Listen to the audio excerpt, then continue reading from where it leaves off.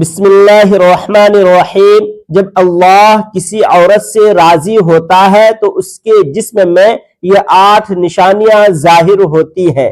8 ایسی نشانیاں جس عورت میں ظاہر ہوں تو وہ خوش ہو جائے کہ اس کا رب، اس کا خدا اس سے راضی ہو گیا سمجھو۔ بسم اللہ الرحمن الرحیم۔ اللہ راضی ہوتا ہے تو 8 نشانیاں ظاہر ہوتی ہیں۔ اللہ کی اپنے بندے سے محبت کی نشانیاں اگر کسی میں ایک نشانی بھی ظاہر ہو جائے تو سمجھ لینا کہ اللہ اس سے محبت کرتا ہے۔ ساتھ ہی آپ کو بتائیں گے کہ حضرت علی رضی اللہ عنہ نے فرمایا کہ عورت کو گالی دینا کیسا ہے، اس کے ساتھ مار پیٹ کرنا کیسا ہے، اس سے گھر میں کیا کیا ہوتا ہے۔ محترم ناظرین، سب سے پہلی نشانی اللہ پاک جس کو دین کی سمجھ عطا فرماتا ہے، دین سے جوڑ دیتا ہے تو اسے اپنا محبوب بنا لیتا ہے۔ حضرت عبداللہ بن مسعود رضی اللہ عنہ سے مروی ہے کہ رسول اللہ صلی اللہ علیہ وسلم نے فرمایا کہ اللہ پاک تمہارے درمیان اخلاق کو بھی تقسیم کرتے ہیں جس طرح رزق کو تقسیم کرتے ہیں۔ اللہ پاک دنیا اس کو بھی دیتے ہیں جو اللہ پاک کا پیارا ہو یا نہ ہو۔ اللہ پاک دین کی سمجھ اس کو دیتے ہیں جو اللہ پاک کا محبوب ہوتا ہے۔ عبادت کی محبت، قرآن کی محبت، اللہ پاک کی محبت، اللہ کے ذکر سے محبت، رسول اللہ صلی اللہ علیہ وسلم پر درود و سلام بھیجنے کا شوق اور تڑپ، یہ وہ چیزیں ہیں جو اس بات کی نشانی ہے کہ اللہ نے اسے بہت پیارا بنا لیا ہے۔ دوسری نشانی رسول اللہ صلی اللہ علیہ وسلم نے فرمایا، اللہ جسے اپنا بناتے ہیں تو پھر اس پر تھوڑی سی آزمائش بھی ڈالتے ہیں، یعنی اللہ پاک دیکھنا یہ چاہتے ہیں کہ یہ میرا بندہ میرے فیصلے پر راضی ہوتا بھی ہے یا نہیں۔ جو راضی ہو جائے اللہ پاک اسے دنیا میں بھی راضی کرتے ہیں اور آخرت میں بھی راضی کریں گے۔ جو اس وقت برا کلام کا شکار ہو جائے کہ یہ کیا ہو گیا میرے ساتھ، میں تو نماز بھی پڑھتا ہوں، قرآن کی تلاوت بھی کرتا ہوں، پھر مجھے بخار کیوں آ گیا، میں تو دین کا پابند ہوں، پھر مجھے کیوں فکر ہو رہی ہے، تو ایسا نہیں سوچنا چاہیے۔ حضرت بلال رضی اللہ تعالی عنہ سے کسی نے پوچھا کہ آپ تو بڑی توحید کی باتیں کرتے ہیں، تو آپ کو اتنی بری طرح سے مار کیوں پڑی؟ تو آپ رضی اللہ عنہ نے فرمایا کہ تم بھی تو بازار جا کر برتن خریدنے سے پہلے اسے بجا بجا کر دیکھتے ہو کہ مٹی صحیح طرح سے لگی ہے یا نہیں۔ بس اللہ نے بھی مجھے آزمایا تھا، اس کے بعد یہی وہ غلام تھا جس کا رنگ بھی کالا تھا، موٹے موٹے دانت تھے، جس کے بارے میں اللہ کے پیارے رسول صلی اللہ تعالی علیہ وسلم فرماتے ہیں کہ جب بھی میں جنت میں جا رہا تھا، جب مجھے معراج کروائی گئی تو آگے آگے کسی کے چلنے کی آہٹ سنائی دی۔ میں نے حضرت جبرائیل علیہ السلام سے پوچھا کہ وہ کون ہے؟ جواب ملا یہ بلال حبشی ہے جو آپ کے آگے آگے چل رہے ہیں۔ حضور پاک صلی اللہ تعالی علیہ وسلم جب واپس آ گئے تو حضرت بلال رضی اللہ تعالی عنہ سے پوچھا کہ تم کون سا عمل کرتے ہو؟ تو حضرت بلال حبشی رضی اللہ تعالی عنہ نے فرمایا کہ آپ نے ہی تو فرمایا تھا کہ ہر وقت باوضو رہنا، تو میں ہر وقت وضو کی حالت میں رہتا ہوں، اور جب بھی وضو ٹوٹ جاتا ہے تو اسی وقت نیا وضو کر لیتا ہوں، اور جب وضو کرتا ہوں تو تب 2 رکعت نماز بھی پڑھ لیتا ہوں۔ چلتے زمین پر ہے اور قدموں کی آہٹ جنت میں سنائی دیتی ہے۔ تو آزمائش اللہ پاک کی محبت کی دوسری نشانی ہے۔ اس لیے اگر کوئی فکر یا پریشانی میں ہو، اس کا مطلب یہ نہیں ہوتا کہ پتہ نہیں کہ مجھے کیا ہو گیا۔ اللہ پاک اپنے پیاروں کو ہی آزماتا ہے۔ تیسری نشانی تو بہت ہی خوبصورت نشانی ہے جس سے پتہ چل سکتا ہے کہ اللہ پاک کس سے راضی ہے اور ہم سے محبت کرتے ہیں یا نہیں۔ اللہ پاک جب کسی بندے سے محبت کرتے ہیں نا تو اس کی طرف خوبصورت بلائیں لاتے ہیں۔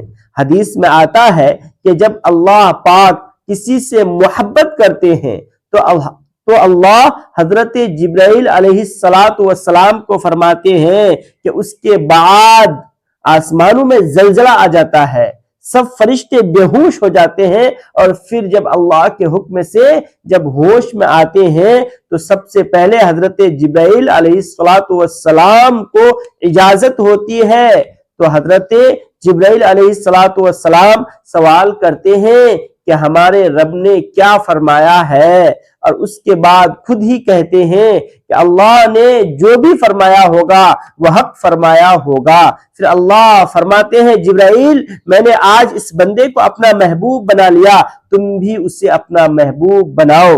حضرت جبرائیل علیہ السلام بھی اس بندے سے محبت کرنے لگتے ہیں۔ پھر حضرت جبرائیل علیہ السلام کو حکم ہوتا ہے کہ آسمان کے تمام فرشتوں کو خبر دو یہ اللہ کا پیارا بن گیا ہے۔ حضرت جبرائیل علیہ السلام آسمان کے تمام فرشتوں اور نورانی مخلوقات کو بھی اس سے محبت کرنے کا حکم دیتے ہیں۔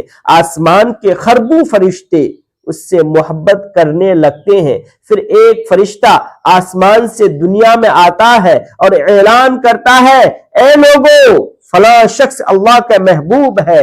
حضرت جبرائیل علیہ السلام اور تمام آسمانوں کی نورانی مخلوقات اس سے محبت کرتی ہے، تم بھی اس سے محبت کرو، اور پھر دنیا والوں کے دلوں میں اللہ پاک اس بندے کی محبت ڈالتا ہے۔ تو اس لیے دنیا میں دو کام ضرور کرو جس کو کرنے سے اللہ ہم سے راضی ہو جائے، اللہ ہمیں اپنا محبوب بنا لے، انشاءاللہ دنیا اور آخرت میں کامیاب ہو جاؤ گے۔ حضرت عبداللہ ابن عباس رضی اللہ تعالی عنہ فرماتے ہیں جب نیکیاں قبول ہو جاتی ہیں تو انسان کے جسم میں یہ 5 نشانیاں ظاہر ہوتی ہیں۔ نمبر 1، جب انسان کی نیکی قبول ہو جاتی ہے تو اس کی وجہ سے اس کے چہرے پر عجیب سی رونق آ جاتی ہے، یعنی وہ انسان دنیا کے سامنے اپنی خوشی کا اظہار اپنی مسکراہٹ اور بشارت کے ساتھ کرتا ہے، اور وہ ہر ایک وقت خوش رہتا ہے، بس یوں لگتا ہے کہ جیسے اس دنیا میں اس سے بڑا پرسکون اور وقار والا کوئی نہیں لگتا ہے کہ اسے دنیا کا کوئی غم ہی نہ ہو۔ یہ خوشی ہر ایک کو نصیب نہیں ہوتی۔ نمبر 2، اس کا دل روشن ہو جاتا ہے، یعنی وہ ہر وقت اللہ کے وعدوں پر امید رکھتا ہے، اس کے پاس کچھ ہو یا نہ ہو لیکن اس کے دل میں اتنی خوشی ہوتی ہے کہ اس کو کوئی پرواہ ہی نہیں ہوتی۔ اور یہ یاد رکھنا کہ امیر انسان مال سے نہیں بنتا بلکہ امیر ہمیشہ دل سے بنتا ہے۔ حضرت علی رضی اللہ عنہ فرماتے ہیں دولت مٹی کی طرح ہے اور مٹی کو پیروں کے نیچے رکھنا چاہیے، اگر سر پر چڑھاؤ گے تو وہ قبر بن جائے گی، اور قبر زندہ لوگوں کی نہیں ہوتی۔ نمبر 3، جب کسی کی نیکیاں قبول ہو جاتی ہے تو اس کے جسم میں نیکی کی طاقت آ جاتی ہے اور شیطان اسے گمراہ نہیں کر سکتا۔ شیطان سے بچنے کی قوت اللہ اس کے جسم میں پیدا کر دیتا ہے۔ نمبر 4، وہ اپنے مال اور دولت میں فراوانی پیدا کرتا ہے، یعنی اللہ اس کے رزق میں برکت پیدا کرتا ہے، وہ چاہے لوگوں میں کتنا بھی خرچ کرے، ضرورت مندوں کو کتنا بھی بانٹے، اس کی دولت میں کمی نہیں آتی۔ حضرت علی رضی اللہ تعالی عنہ فرماتے ہیں نصیب کا رزق انسان کو ایسے تلاش کرتا ہے جیسے مرنے والے کو اس کی موت۔ نمبر 5، لوگوں کے دلوں میں اللہ اس کی محبت پیدا کرتا ہے، یعنی جب اللہ اپنے بندے سے خوش ہوتا ہے تو اس وقت اس کی محبت لوگوں کے دلوں میں پیدا کر دیتا ہے۔ محترم ناظرین، اب آپ کو بتاتے ہیں عورت کی ذمہ داریاں۔ حضرت علی رضی اللہ تعالی عنہ فرماتے ہیں عورت کی سب سے بڑی ذمہ داری کیا ہے؟ حضرت علی رضی اللہ تعالی عنہ کی خدمت میں ایک شخص آیا اور دست ادب کو جوڑ کر عرض کرنے لگا یا علی، میری بیوی میرے گھر کا کام کاج صحیح نہیں کرتی، نہ میرے کپڑے کی دیکھ بھال کرتی، نہ گھر کی صفائی ٹھیک سے کرتی ہے، تو کیا میرا ڈانٹنا غصہ کرنا صحیح ہے؟ بس یہ کہنا تھا۔ تو حضرت علی رضی اللہ عنہ نے فرمایا اے شخص، اس نے کہا کہ تمہاری بیوی پر تمہارے گھر کا کام واجب ہے، یاد رکھنا، اسلام نے عورت کی عزت کو جتنا بلند کیا اتنا کسی مذہب نے نہیں کیا۔ میں نے اللہ کے رسول صلی اللہ علیہ وسلم سے سنا ہے کہ عورت کی سب سے بڑی ذمہ داری یہ ہے کہ وہ اپنی اولاد کی اچھی پرورش کرے اور وہ اپنی اولاد کا خیال رکھے، لیکن اگر اپنی اولاد کی پرورش کرنے کی ضرورت شوہر سے مانگنا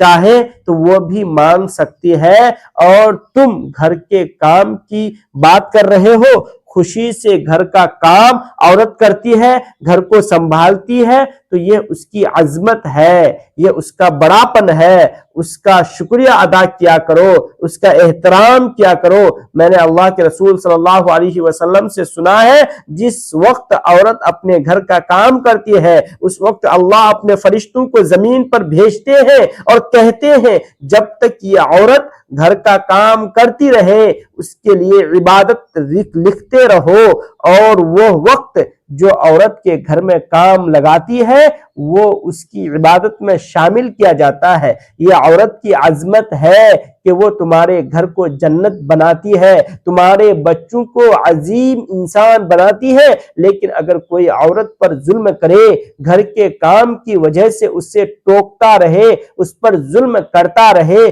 تو روز محشر میں اللہ اس انسان کو گدھے کی شکل میں اٹھائے گا اور دوزخ کا ایک دروازہ ان لوگوں کے لیے کھولا جائے گا، اور یہ کہا جائے گا کہ یہ وہ انسان ہے جنہوں نے اپنی ہی عورتوں پر ظلم کیا، ان کو حقیر سمجھا اور ان کو غلام سمجھا۔ ناظرین، اب آپ کو بتاتے ہیں حضرت علی رضی اللہ عنہ نے فرمایا گھر میں عورت کا رونا کیسا ہے، عورت پر ظلم کرنے کی کیا سزا ہے۔ حضرت علی رضی اللہ تعالی عنہ راستے سے گزر رہے تھے، دیکھا کہ ایک شخص اپنے بیوی پر ظلم کر رہا تھا۔ حضرت علی رضی اللہ تعالی عنہ ان کے قریب گئے اور فرمانے لگے، اے شخص اللہ سے ڈرو، تمہاری مفلسی، پریشانی اور رزق میں تنگی کا سبب یہ ہے کہ یہ تمہاری بیوی تمہارے ہی ظلم کی وجہ سے تمہارے ہی گھر میں روتی ہے۔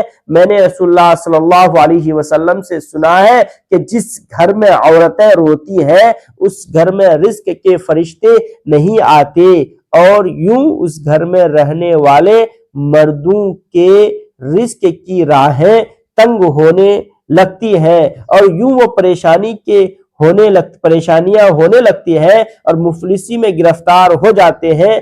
یاد رکھنا، اللہ نے اولاد مرد کی تقدیر میں اور دولت عورت کی تقدیر میں لکھی ہے۔ اگر تم یہ چاہتے ہو کہ تمہارے رزق میں فراوانی ہو اور عزت، شہرت اور دولت دن بدن بڑھتی جائے تو اپنے گھر میں اپنی عورتوں کا خیال رکھو، انہیں خوش رکھو، اللہ کے فضل و کرم سے تم عزت، شہرت اور دولت میں فراوانی پاؤ گے۔ ناظرین، اسی طرح کا ایک اور واقعہ کہ ایک مرتبہ حضرت علی رضی اللہ تعالی عنہ راستے سے گزر رہے تھے، آپ نے دیکھا ایک شخص اپنی عورت پر ظلم کر رہا تھا اور اس کی توہین کر رہا تھا۔ حضرت علی رضی اللہ عنہ ان کے قریب گئے اور فرمانے لگے، اے شخص یاد رکھنا، اللہ تعالیٰ نے مرد کو طاقتور اس لیے بنایا ہے تاکہ وہ عورت کی حفاظت کر سکے، نہ کہ عورت پر ظلم کر سکے۔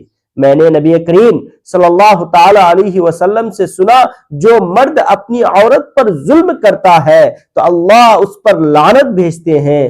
اس نے کہا، اے علی، یہ میرے نکاح میں ہے، میں اس سے جو بات کہتا ہوں یہ میری بات نہیں مانتی۔ تو حضرت علی رضی اللہ عنہ نے فرمایا کہ نکاح کا مطلب یہ نہیں کہ تم نے اپنے لیے غلام خریدا ہے، بلکہ نکاح کا مطلب یہ ہے کہ تم نے اپنی بیوی کو نسل بڑھانے کے لیے اس عورت سے مدد طلب کی ہے اور تمہاری اولاد کی اچھی تربیت کے لیے اس عورت کو چنا ہے۔